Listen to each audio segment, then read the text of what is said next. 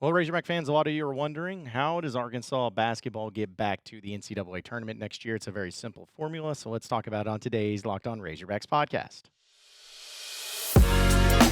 You are Locked On Razorbacks, your daily podcast on the Arkansas Razorbacks, part of the Locked On Podcast Network, your team every day. Welcome into the Locked On Razorbacks podcast. I am your host, John Nabors. I am also the host of the John Nabors Show, which you can catch every weekday afternoon from 4 to 6 on Natty State Sports and nattystatesports.com. Today's episode is brought to you by FanDuel.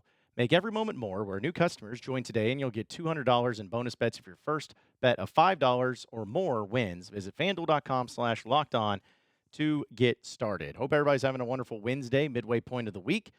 And I'm going to say this every single time this week. At the time of this recording of this podcast, all is quiet.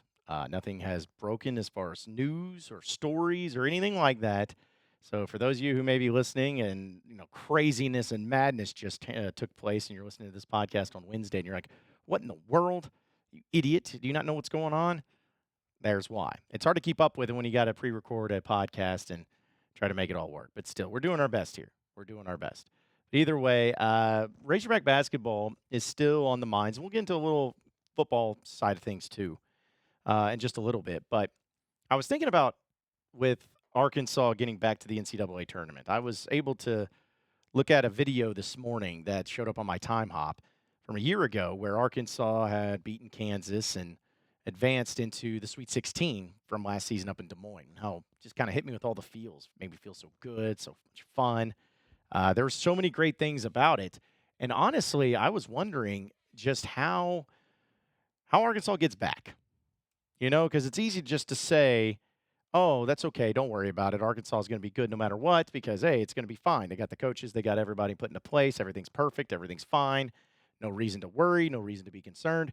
I think that's the easy way out, but it's not the way that I feel like it should be done or discussed or even talked about. Because there's a lot of moving pieces to this point, and there's a lot of uncertainty about this point.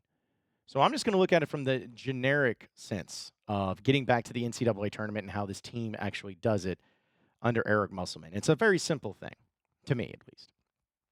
Simply put, you have to establish yourself as a defensive team once again. Now, I was looking back at some of those numbers for Arkansas, and especially the years that they went to an Elite Eight. And seeing what they were able to do defensively was incredible. Granted, they were never just high-rolling, big-time offensive teams. On occasion, you'd have 1, 2, at the most 3 guys who could score, and you could count on to get those scores. But overall, it was all about defense. I look back to that first Elite Eight run that Arkansas made. You had a really good player, an NBA-caliber player in Moses Moody. But then after that, you had a guy in Justin Smith who was a gifted athlete and had a lot of great things going for him. But it was about his physicality that was really able to make him so successful, being a guy who had to play a post a lot, who wasn't exactly a post player. You had quite a few true freshmen, Devo Davis, Jalen Williams, those were 2 of them that played some roles, but still were freshmen and had those freshman moments. But leaving that from aside, you think about what J.D. Note was able to do defensively coming off the bench. Offensive, yes, he could do it, but defensively, he had really stepped up his game. I think about Jalen Tate, the point guard, 6'4", a long point guard who was really good defensively and made plays when it mattered the most. Guy you could count on, really. And those are just to name a few. Those are just really good defensive players. And then the next year, in the next Elite Eight run, that team was based on defense solely. Because you had teams that Arkansas would go up against that had high points per game totals, but just never really would actually get to that point total whenever they faced Arkansas.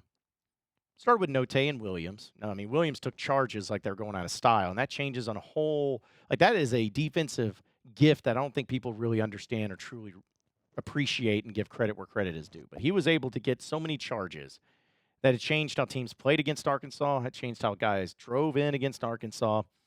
It was really one of the best defensive weapons that Arkansas had that season. But you think about Audice Toney, where he was tasked simply with each and every game. Hey, just go find the best offensive player on the other side of the court and guard him. That's it. Just guard him. That's all you do. Get over there and guard him. And he was phenomenal at that and showcased that to where when he was put on a lot of these other teams' best players of those teams, they did not have the common game that they normally would. And then you just keep continuing to take it one step further. You think about Trey Wade. He didn't set the world on fire offensively until he played Gonzaga, if you can believe it. But he was just an overall solid defensive player. That's why he started every game. He didn't make a whole lot of mistakes. It wasn't flashy, but he played really good, sound, fundamental defense. And you got some guys coming off the bench kind of in the same vein. Even Stanley Amude, who was coming in as a big-time offensive player, he turned himself into a really solid defensive player. And then take it even to last year, Sweet 16. He had some injuries and whatnot, but like Anthony Black was a guy who played really, really amazing defense for a freshman. He was great.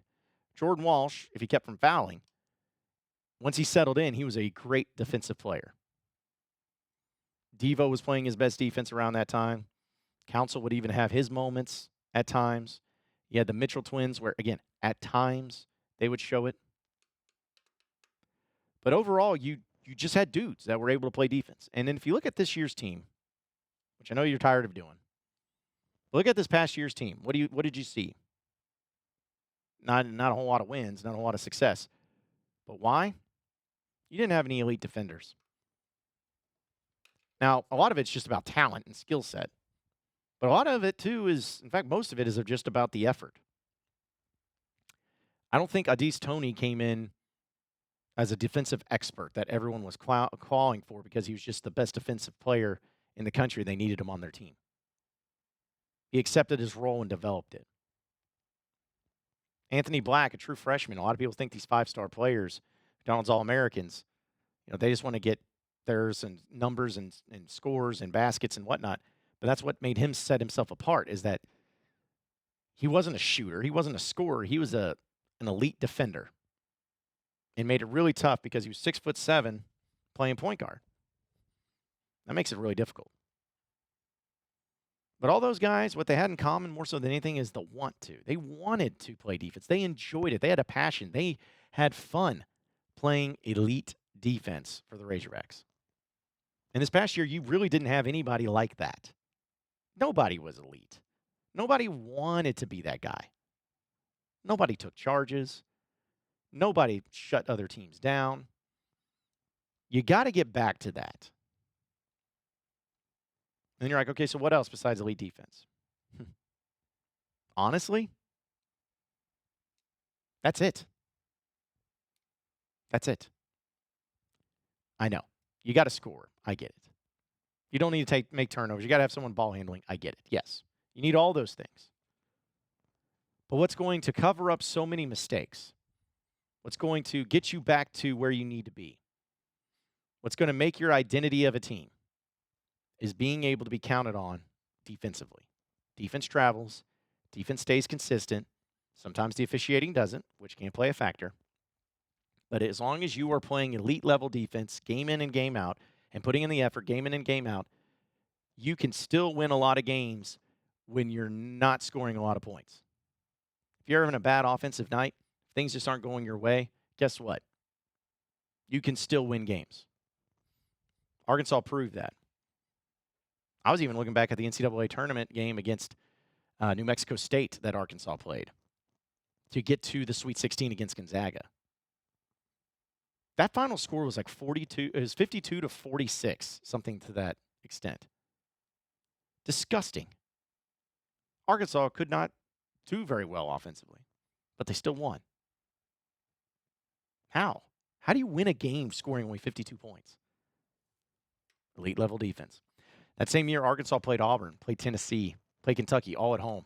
Won all those games. Why? Defense. Defense. Defense. Defense. Get back to the defensive side of things. Get back to being an elite defending team, and the rest will come with it. It's easier said than done, but I like the chances for them. Folks, this week's March Madness bracket is brought to you by our friends at Nissan. Each week, we're picking one team that stands out, a team that's pushed it further than the rest. Just like the all-new 2024 Nissan SUVs, these guys were able to take it to the next level. The Oregon Ducks are obviously this week's Nissan Rogue. The team absolutely surprised us with a powerful performance in the Pac-12 tournament, punching their ticket to the big dance. They say, win life, go Rogue, and that's exactly what the Ducks have done here. So take the Nissan Rogue, the Nissan Pathfinder, or the Nissan Armada, and go to your next big adventure. Shop NissanUSA.com. And we're also here on the Locked On Razorbacks podcast, brought to you by Amazon Fire TV. Fire TV is your destination for sports, from live games to highlights to in-depth analysis.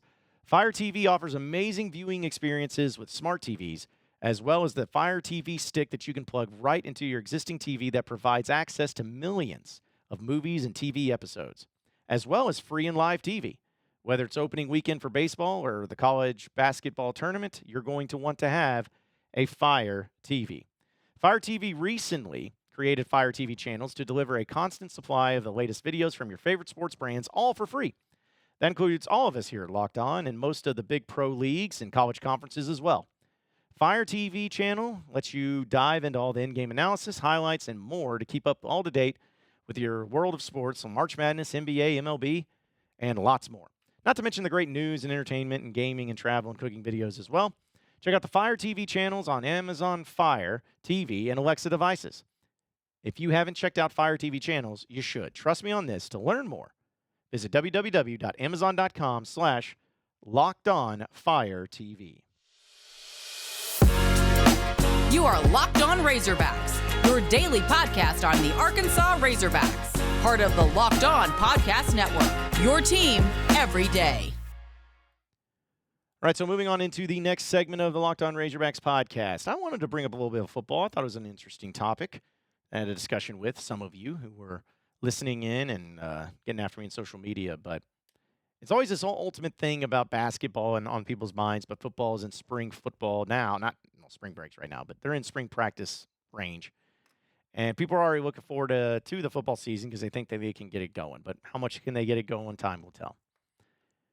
But this has always been an interesting thing to me. People ask, oh, okay, would you rather win 8 games in football in the regular season, not including the bowl game?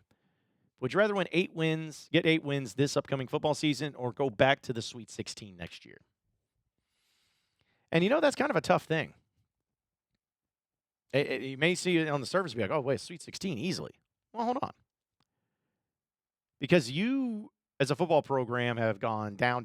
You won 8 games just a couple years ago. But other than 2021, folks, and again, I'm just talking about regular season, but other than 2021, you have gone close to 15 years with 0 8-win seasons. The only one was in 2021. Since Petrino wrecked that motorcycle, you have had 1 8-win regular season. 1. But in the basketball side of things, you've been able to go to 3 straight Sweet 16s and 2 Elite 8s up until this year. We know. But I think it's more of a crapshoot and more likely that if you just get into the NCAA tournament, you at least have the puncher's chance to get into the Sweet 16, regardless of your seed.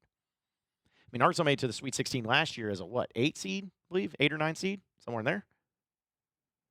So it's just about getting there. Getting into the tournament, all bets are off. But when it comes to college football and the Razorback football team of getting to 8 wins, that's not just, getting into the game and you win. 8 wins is significant because what that tells you is 2 things in the regular season.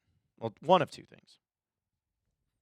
Either you went 4-4 in SEC play or you went 5-3 in SEC play if you lost to Oklahoma State. You don't have a losing record in SEC play. You get 8 games, you either go 4-4 and you go 5, or you go 5-3. That's huge, especially given how competitive this conference is, how many great teams you're going to be facing off against. And then if you do get to that point where you go 8-4, and you do get a nice little bowl bid, maybe to a Florida Bowl, similar to what Arkansas went with the Outback Bowl. A lot of you went. I was one of them that went. Remember how fun that was? How exciting that was to be a part of that, to enjoy that. Great weather, the great game, the great matchup. You get to that 9th win, and you feel like you were just cruising. You were just getting it done, man. You feel good about it. That's an awesome feeling in the football landscape. I'll take both of these, obviously. Like, I don't care about which one comes first or which one happens. I only get to choose one. Shucks. I'm going to be fine with either one of them that actually gets chosen and actually happens. But I'm kind of leaning towards 8 wins in football. I'm going to be honest. There's nothing better than having a fun football season. I guess winning a national championship would be fun.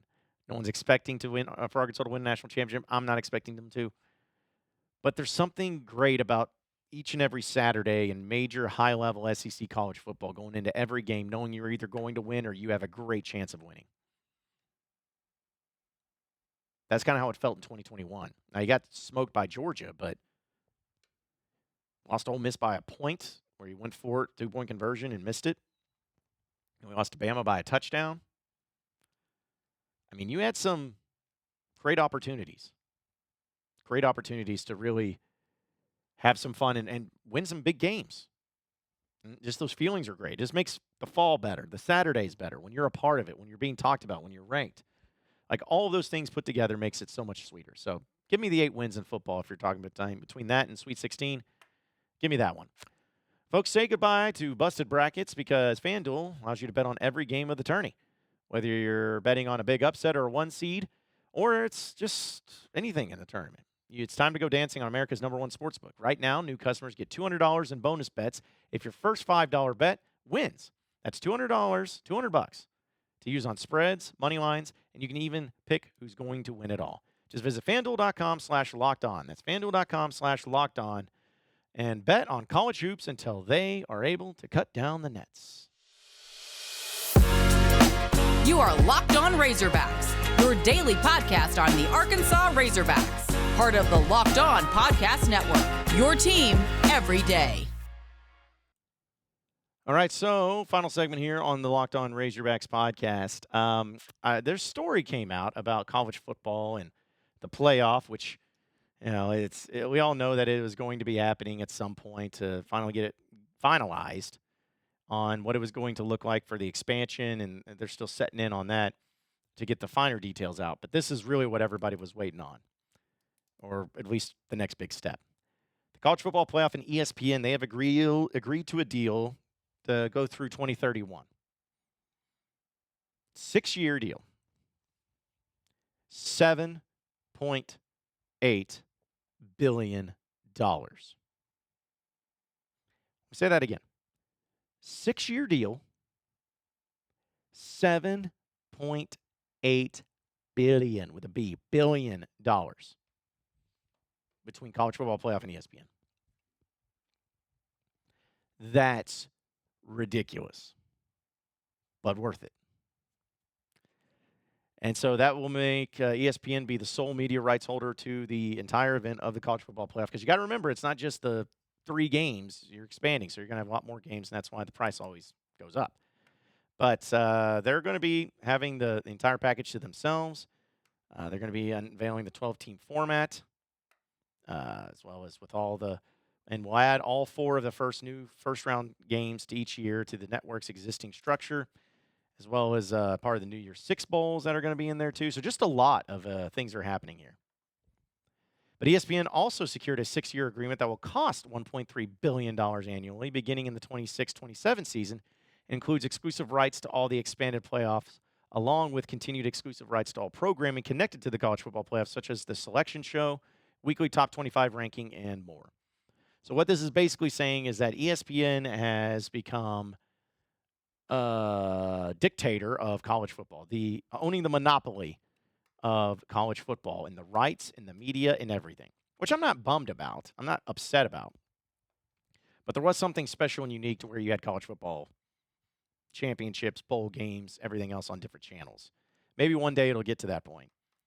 But that's a huge deal, a massive deal. And so we'll see how it all looks like when it goes to the 12-team. Will it settle into something that's a little bit more understanding, a little bit more clean, a little bit more formatted? I don't know. I'm just ready for this stuff to just get settled in so I can know exactly how I'm going to be mad when Arkansas gets taken out and not being able to be in the playoff because they got screwed. Like, that's really what I'm waiting for. I can't wait for that to happen because it's going to happen.